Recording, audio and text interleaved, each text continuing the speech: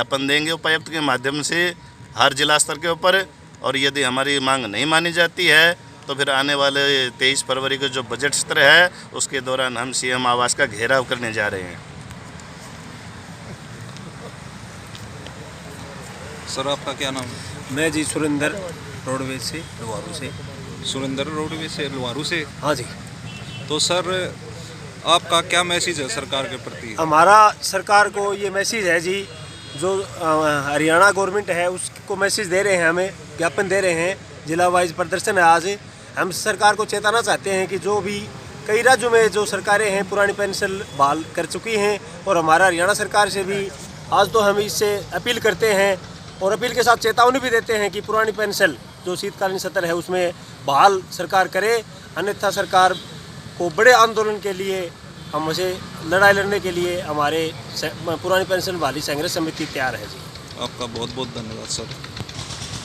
Sir आपका नाम क्या है?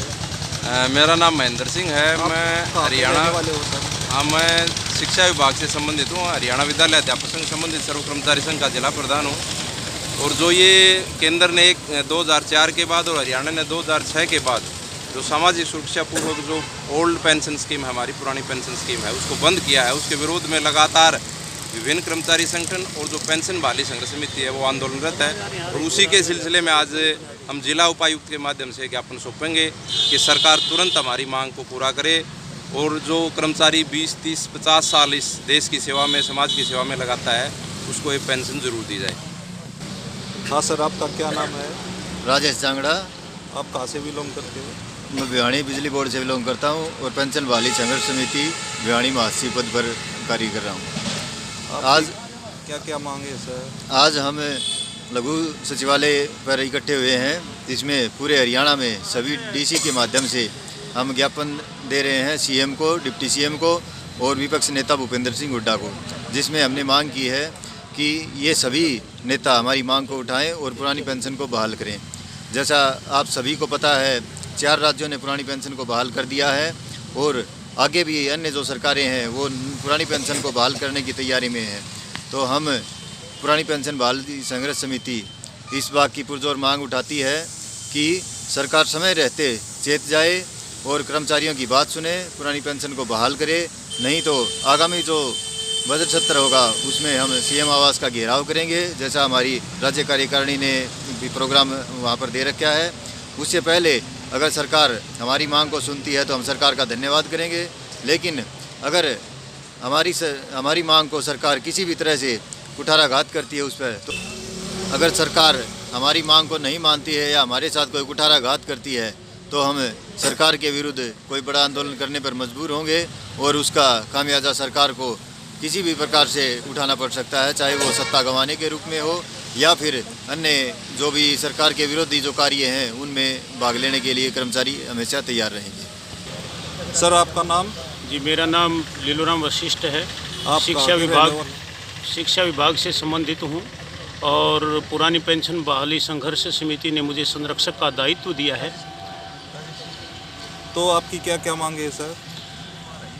मुख्य रूप से तो मैं आपके चैनल के माध्यम से सभी दर्शकों को, सभी साथियों को, सभी श्रोताओं को बताना चाहूँगा कि सरकार कर्मचारियों के हकों का हनन कर रही है, लेकिन अभी मुख्य रूप से हमारा जो पुरानी पेंशन बहाली है वो हमारा उद्देश्य है और उसी के लिए हमारा संगठन संघर्षरत है।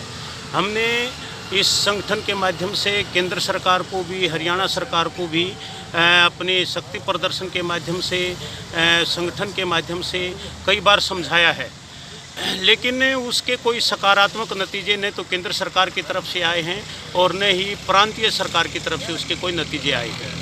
यदि सरकार इसी प्रकार हमारी मांगों को इग्नोर करती रहती है, हमारी मांगों को स्वीकार नहीं करती है, तो एक लोकतांत्रिक नागरिक होने के नाते हम सरकार को इसका एक बहुत बड़ा खामियाजा भुगतना पड़ेगा, एक भारी नुकसान सरकार को इस चीज़ का भुगतना पड़ेगा, क्योंकि ये सरकार जो है वो एक सौतेला व्यवहार कर रही है। एक दिन का सांसद है, 2 दिन का विधायक है, वो 2-2, 3-3, 4-4 पेंशन लेता है, लेकिन एक कर्मचारी एक तन्मयता से, एक लगन से, एक आस्था से, एक विश्वास से, एक श्रद्धा और समर्पण से पूरे देश की सेवा करता है, उसको इस पेंशन के अधिकार से विहीन कर दिया गया है। यह सब इस सरकार का षड्यंत्र है। आपका नाम सर? मेरा नाम विनोद कुमार है और मैं हरियाणा रोडवेज से संबंधित हूँ। आज आप डीसी ऑफिस के सामने, जिला उपायुक्त के सामने बैठे हैं, किस विषय में बैठे हैं? हमारा आज का जो धरना प्रदर्शन और ज्ञापन का उद्देश्य है वो है पुरानी पेंशन बहाली के लिए, और हम आपके चैनल के माध्यम से सरकार को चेताना चाहते हैं कि अभी हिमाचल का हाल सरकार देख चुकी है। पिछले चुनाव में कांग्रेस का वोट बैंक था 42% और इस बार कांग्रेस का वोट बैंक 2% बढ़ गया, 44% हो गया। ये 2% वोट बैंक जो कांग्रेस को ट्रांसफ़र हुआ है ये कर्मचारियों का है। तो सरकार को मैं चेताना चाहूँगा कि वो इसे कर्मचारियों को हल्के में न लें। इन 2% कर्मचारियों ने आज हिमाचल की सत्ता को बदल दिया है। पिछले दिनों आपने देखा होगा हिमाचल के कर्मचारियों ने नारा दिया था, जोइया मामा माने ना, पुरानी पेंशन पाछूला।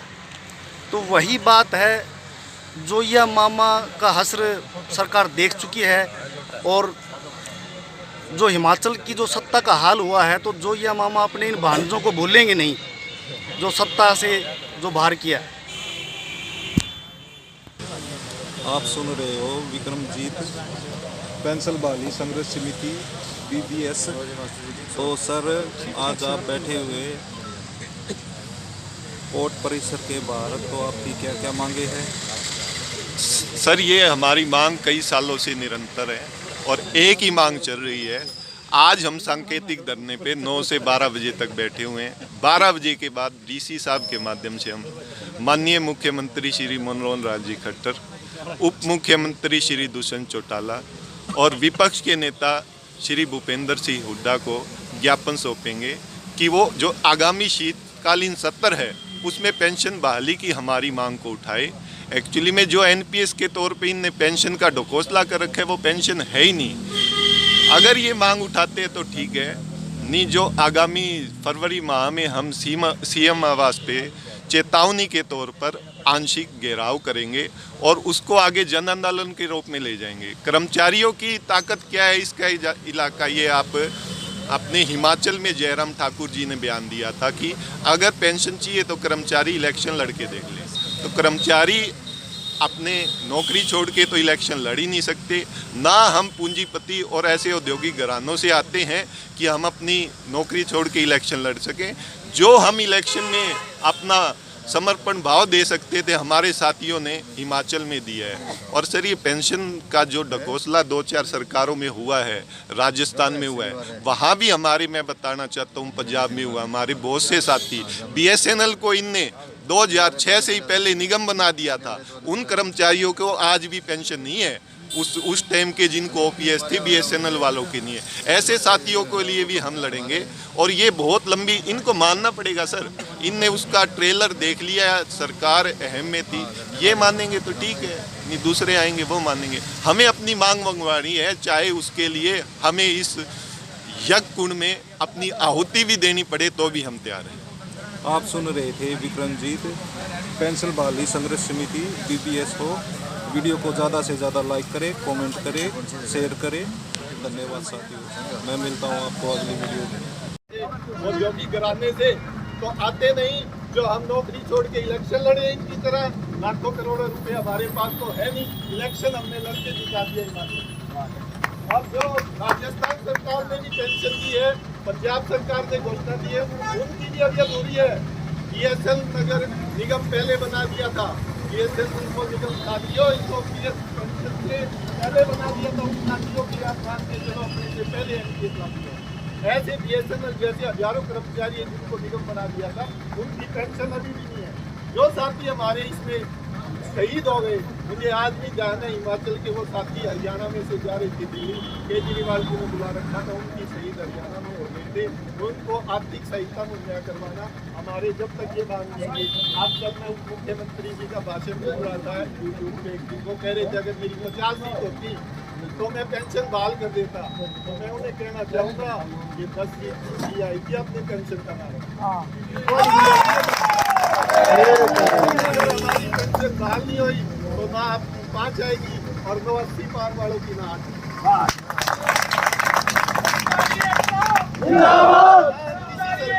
जिंदाबाद खिलाफ है।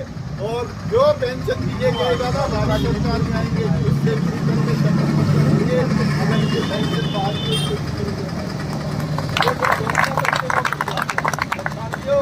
ये आंदोलन है मुझे शास्त्री जी को, जागरण साहब को, मान साहब को, डॉक्टर शर्मा जी को, नीलूराम जी को, अब चौरान साहब और आगे ऐसे साथियों को जब भी आप फोन करोगे 24 घंटे आपके आप ही रात फोन करोगे आपके डिपार्टमेंट क्या हमारे और क्या क्या करिए पेंशन ले लो, पेंशन ले लो, जब उनको रात जाना दिखेगा ना ये कहीं पेंशन है लेकिन जब तक देर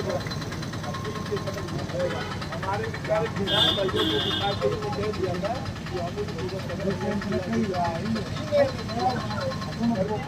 जिंदाबाद जिंदाबाद जिंदाबाद जिंदाबाद जिंदाबाद जिंदाबाद जिंदाबाद जिंदाबाद सारे साथी जिंदाबाद जिंदाबाद जिंदाबाद पेंशन जिंदाबाद जिंदाबाद जिंदाबाद पुरानी पेंशन लेकर रहेंगे पुरानी पेंशन लेकर रहेंगे NPS go back NPS go back OPS come back OPS come back OPS come back पुरानी पेंशन जिंदाबाद जिंदाबाद। धन्यवाद साथियों। अब हमारे पुरानी पेंशन जिंदाबाद पुरानी पेंशन जिंदाबाद कर्मचारी एकता जिंदाबाद सारे साथी जिंदाबाद पुरानी पेंशन जिंदाबाद पुरानी पेंशन लेकर रहेंगे पुरानी पेंशन लेकर रहेंगे NPS go back NPS go back OPS come back OPS come back OPS come back पुरानी पेंशन जिंदाबाद। धन्यवाद साथियों। अब हमारे अगले वक्ता सुरेंद्र सिंह जी रोडवेज से लोहारू।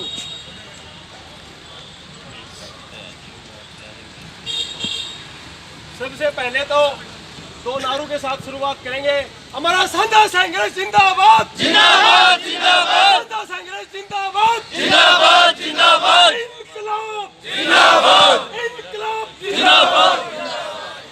साथियों, आज का जो हमारा धरना प्रदर्शन जिसकी अध्यक्षता कर रहे हैं हमारे साथी विक्रमजीत जी नेहरा जी और विधिक रूप से मंच का संचालन कर रहे हैं राजेश जांगड़ा जी और सभी मेरे कर्मचारी साथियों, आज वैसे देखा जाए तो हमारी जनसंख्या एक ब्लॉक स्तर की है न कि जिला स्तर की। आप साथियों टीवी के माध्यम से, यूट्यूब के माध्यम से अन्य जिलों की जनसंख्या देख के सबसे पहले तो हमें जागरूक होने की आवश्यकता है। साथियों, हम खुद जागरूक होंगे तभी आंदोलन चलेगा। साथियों, जनसंख्या कितनी है? 100 की नहीं होनी चाहिए। साथी ने बताया था कि आज अगर एक संगठन अपनी बात रखता है तो इतनी जनसंख्या होती है। ये कोई संगठन की बात नहीं है, ये सिर्फ कर्मचारी हित और पुरानी पेंशन की हित की बात है। साथियों, हमारे साथियों को जागरूक करो। सबसे पहले तो मैं अपने विभाग के ऊपर बात आप लेता हूँ। हमारा विभाग यहाँ पर भिवानी डिपो है हमारा जिले का, एक भी साथी नहीं आया। साथियों, बहुत शर्म की बात है, जिसके हमारी गलती है। हमारे कोसाम से कोई नहीं आया, लोहारू से आया है। साथियों, दूसरी बात, हमारी एक विभाग का आंदोलन चला था, सभी साथियों ने सहयोग किया था। हमारे लुहारू में मंदिरमान जी बैठे, इन्होंने तन मन धन से बहुत सहयोग किया था। रोडवेज की हड़ताल चली थी 18 दिन की साथियों, उसमें सभी विभागों ने इतना समर्थन दिया था कि आज उस समय की बात को छोड़ के अभी तक हरियाणा सरकार की नजरें टेढ़ी नहीं हुई है, नरम नजरें हैं, आपके सहयोग से नरम नजरें होगी।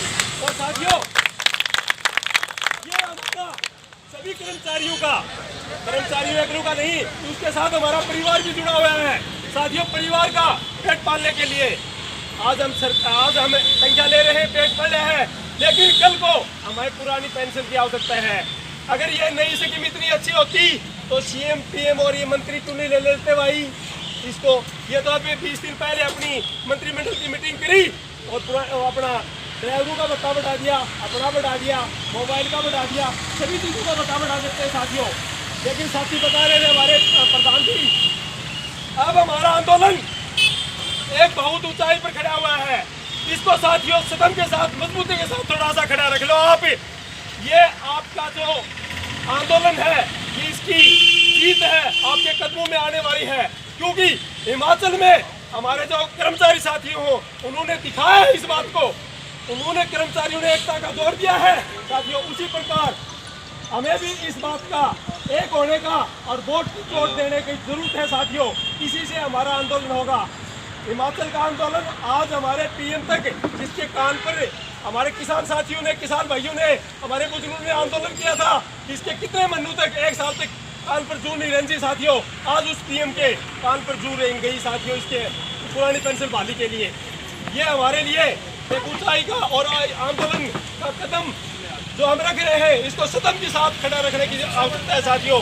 और समय कम है, कभी फिर दोबारा मौका मिलेगा, इकट्ठा हो गए तो सभी बातें करेंगे।